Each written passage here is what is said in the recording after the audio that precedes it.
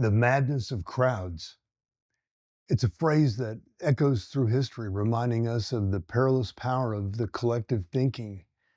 From witch hunts in Salem to the frenzy of modern day social media, we've seen time and time again how easily individual thoughts can be swept away in the tidal wave of modern popular opinion. But in a world where conformity often seems the safest path, how can we maintain our independence of mind? How can we stand firm against the surging currents of groupthink? I'm Roach, Mark Roach. Welcome to Transcendent, my YouTube channel about a perspective formed from a journey around the world, through life, crossing the wide spectrum of human experience from high to low as most people in American society define them. This channel is all about inspiring common people to find their power. The concept of herd mentality isn't new. Throughout history, we've witnessed how societal pressures can mold individual thoughts and actions, often with catastrophic consequences. Think of Nazi Germany or the early days of the Soviet Union. In those extreme environments, independent thinking wasn't just intellectually challenged, it was downright dangerous. But even in less overtly oppressive societies, the struggle to maintain independent thought is real and ongoing. In our modern digital age, this challenge has taken on new dimensions. Social media platforms like X and Facebook have become arenas where public opinion forms and shifts at lightning speed. Expressing a view that goes against the prevailing sentiment, and you might find yourself facing a backlash of epic proportions. It's not just about societal issues either. Even seemingly trivial events like Will Smith slapping Chris Rock at the Oscars can spark intense debates and polarize opinions. The pressure to conform isn't just about avoiding conflict. It's deeply rooted in our psychology. Humans are social creatures. We have an innate desire to fit in, to be accepted by our peers. This instinct served us well in our evolutionary past, but in today's complex world, it can sometimes lead us astray. So how do we navigate this treacherous terrain? How do we maintain our independence without completely isolating ourselves from society? The answer lies in understanding the nature of our connections and prioritizing what truly matters. First and foremost, it's crucial to recognize the limitations of online interactions. While social media can be a powerful tool for connection and information sharing, it's important not to overestimate its significance in our lives. The opinions of strangers on the internet, no matter how numerous or vocal, should not be the foundation of our self-worth. Instead, we should be focusing on nurturing genuine relationships with close friends and family. Those are the people who truly know us, who will stand by us in times of need. As one wise person put it, if you became very ill tomorrow, would any of your online followers help? The answer for most of us is no, but for our close friends and family, they would. That's where our trust, faith, and sense of self-worth should be invested. This doesn't mean we should completely disregard public opinion or isolate ourselves from broader social discussions. Rather, it's about maintaining perspective. It's about understanding that the loudest voices aren't always the most correct or important ones. Let's consider some historical figures to illustrate this point. Take Michael Jackson, for instance. Despite his undeniable musical genius, there were troubling aspects to his personal life, particularly his relationship with children. Many people struggle to reconcile their love for his music with the disturbing allegations against him. This cognitive dissonance often leads to a kind of collective denial.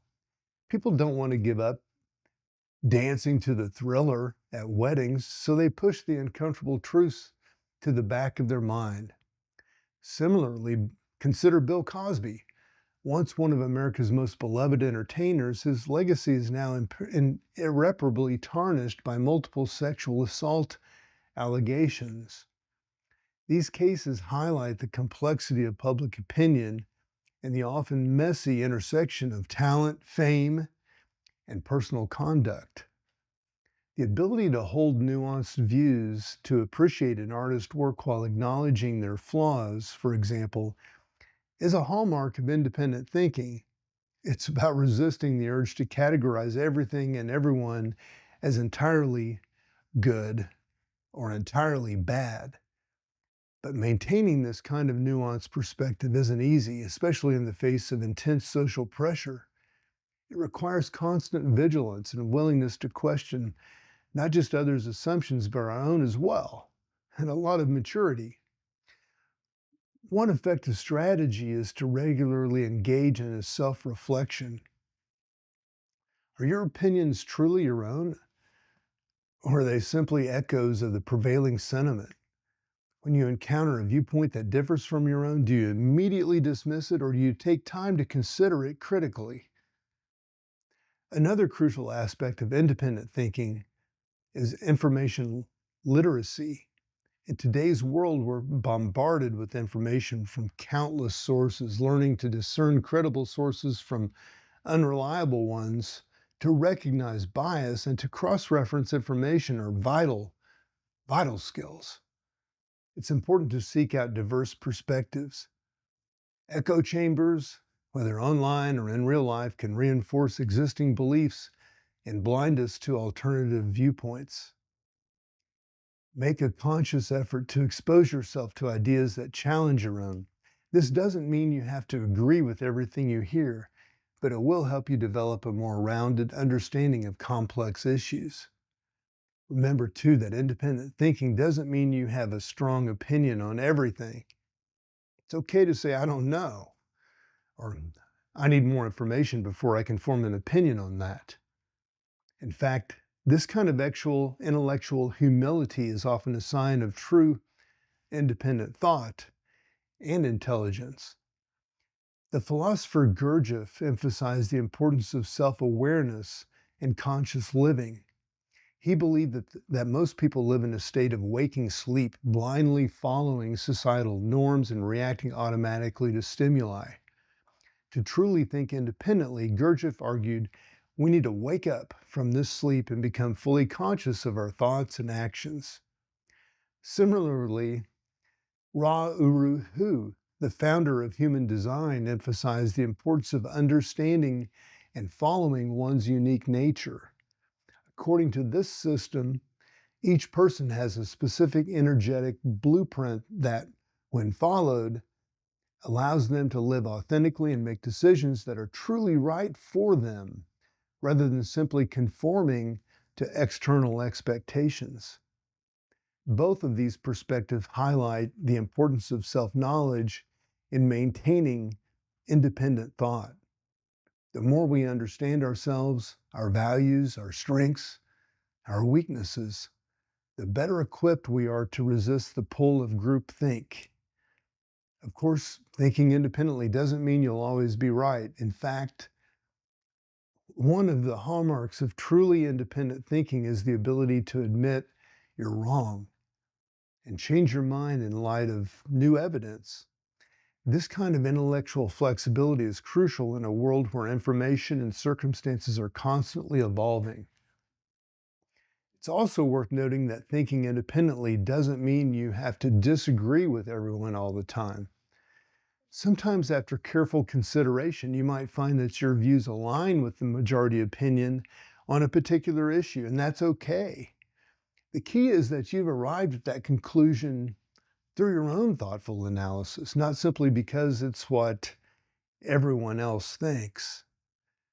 Ultimately, the goal of independent thinking isn't to be a contrarian or to isolate ourselves from society. Rather, it's about developing the ability to think critically, to question assumptions, including our own, and to make decisions based on our own careful analysis rather than simply following the crowd. This kind of independent thinking is not just intellectually satisfying, it's also crucial for the health of our society. When we all think independently, we create a diversity of ideas and perspectives that can lead to innovation, progress, and more robust solutions to complex problems. So the next time you find yourself swept up in the madness of crowds, take a step back, question your assumptions, seek out diverse perspectives, focus on your real relationships rather than your online following, and remember, it's okay to stand alone sometimes. Your unique perspective might just be the one that changes the world. In summary, number one, independent thinking is challenging but crucial, especially in environments where dissent is discouraged. Two, social media can exert powerful pressure to conform, but it's important not to overvalue online interactions. Three, true connections with close friends and family are more valuable than superficial online relationships. Four, maintaining perspective and the ability to hold nuanced views are key aspects of independent thinking. Five, regular self-reflection and information literacy are essential tools for developing independent thought. Six, seeking out diverse perspectives and being willing to admit when you're wrong are crucial for intellectual growth. Seven, the goal of independent thinking is not to be a contrarian, but to make decisions based on careful analysis rather than simply following the crowd. Eight, independent thinking is not just intellectually satisfying, but also crucial for societal progress and innovation. I'm Mark Roach, wishing you all the best.